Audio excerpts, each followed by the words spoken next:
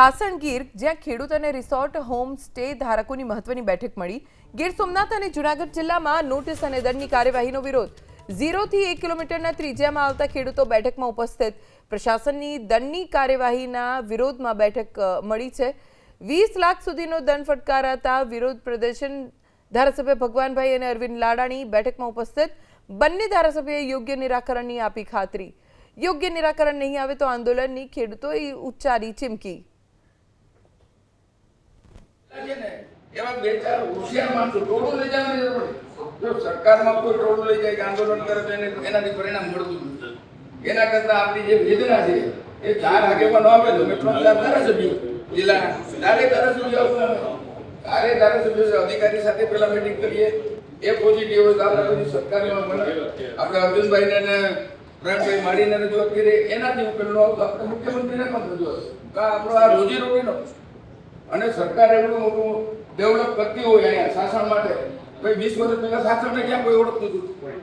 નરેન્દ્રભાઈ એને પ્રોજેક્ટ કર્યું તો જેમ દેશ અને ગુજરાતમાં તો આવતા પણ દેશ આખા દેશના લોકો અહીં ટુરિસ્ટો આવે છે આપણે તો એને રહેવાની વ્યવસ્થા હોય, એને જમવાની વ્યવસ્થા હોય, એને ચા પાણીની વ્યવસ્થા હોય તો આ બધું તો કરવું જ પડે।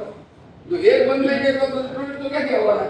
જૂનાગઢ અને ગીર સોમનાથની અંદર ધાબા, હોમસ્ટે અને હોટલ સંચાલકોની આજ મહત્વની બેઠક યોજાઈ હતી। હું આપને સીધા દ્રશ્યો બતાવવાનો પ્રયત્ન કરીશ। આ દ્રશ્યો જોઈ શકો છો તે એક સાસણ ગીર દેવળિયા પાર્ક નજીક આવેલો એક દેશી ધાબાનો જે દ્રશ્ય છે। હું આપને સીધા જે એક ગીર વિસ્તાર આવેલો છે તેમના દ્રશ્ય બતાવવાનો પ્રયત્ન કરીશ, જ્યાં એક નજીક જ જે જંગલ આવેલું છે અને જંગલની નજીક જ એ ખેતી લોકો કરતા હોય છે, પરંતુ જે વન્યજીવો છે તે ખેતીને નુકસાન પહોંચાડતા હોય છે। હું આપને ધાબાના જે સંચાલક છે તેમની સાથે વાત કરવાનો પ્રયત્ન કરશું આપણે।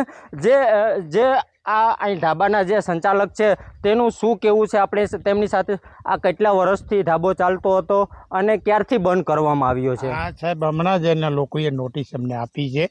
અમારું 10 વર્ષ થયા। આ લોકો અમે ધાબા એટલે રોટલા અમે ખવડાવતા તો ટુરિસ્ટને મજા આવતી। બાકી આમાં અમને જો જંગલની અંદર અમારું ખેતર આવ્યું છે અહીંયા, તો આ જાનવર થવા નથી દેતા, તો અમે અમારી મહેનતથી આવા ઝૂંપડા બનાવ્યા અને આવું ધાબું હકાયું, તો એમાં અમે અમારા રોટલા કાઢીએ અને 5 મજૂર ન ભે અને અમે ન ભીએ સાહેબ। બીજું તો અમે શું કરવાના અહીંયા? કલેક્ટર દ્વારા જે નોટિસો પાઠવવામાં આવી હતી એમાં દંડની રકમ પણ ચૂકવવા। આ દંડ સાહેબ અમને 11,000 રૂપિયો દંડ દીધો। જેવા ધાબા એવા દંડ ફટકાર્યો। અમે દંડે ભરી દીધો। અમે એ ના નથી પડતા, એ કહેતા ગયા દંડ ભરજો તમે। અને આ અમારી જમીન છે, આમાં કાંઈ પ્રાણી થવા નથી દેતા, તો કંઈક રોટલા હાટું તો સાહેબ કરવું ને। આ અમારી મહેનતથી કર્યું બધું, તો એમાંય નથી હાલવા દેતા સાહેબ।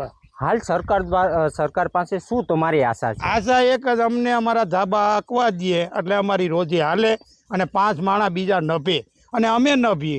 અને અમારે ગામમાં જો સાહેબ જરીએ અમારા મકાનું નથી, તો અમે વાડીએ વિસ્તારમાં રહીએ છીએ ને અમે અમારા રોટલા કાઢીએ। અહીં ટુરિસ્ટ આવે અને અમે રોટલા ચૂલામાં ખવડાવીએ છીએ। જે અહીંના સ્થાનિક જે છે તેને જણાવ્યું છે કે 10 વર્ષથી ધાબો ચાલતો હતો। હું આપને સીધા જ ફરી વખત દ્રશ્ય બતાવવાનો પ્રયત્ન કરીશ। આ દ્રશ્ય જે દેવળિયા પાર્ક જે છે તેને રોડ પર આવેલો જે ધાબો છે તે બંધ હાલતમાં જોવા મળી રહ્યો છે, પરંતુ આ ધાબો છે તે 10 વર્ષથી ચાલતો હોય અને 1 વર્ષથી કલેક્ટર દ્વારા નોટિસ આપી અને બંધ કરી દેવામાં આવ્યો છે। અને જે સ્થાનિકના ધાબાના સંચાલક છે તેને જણાવ્યું કે 11,000નો દંડ ભરી અને આ ધાબો બંધ કરી દેવામાં આવ્યો છે। મિતુલ વાડિયા સાથે એબીપી અસ્મિતા, જૂનાગઢ। મારી વાડી છે, એમાં મેં ધાબુ બનાવ્યું હતું અને 5-5 વીઘા જમીન છે સાહેબ અમારી, સમજી। એમાં અમારી મહેનતથી એક ધાબુ બનાવ્યું હતું, એમાં અમે રોટલા કાઢતા સાહેબ। બીજું તો અમારી પાસે શું છે તે અમે કરીએ। અને સાહેબ એમાં અમને નોટિસો આપ્યું કે ભાઈ આ તમે બધું બંધ કરજો, કારણ કે અમારે તો સાહેબ બીકનું માર્યું બંધ કરવું પડે। નાના માણસ શું કરવાના અમે વિચારો।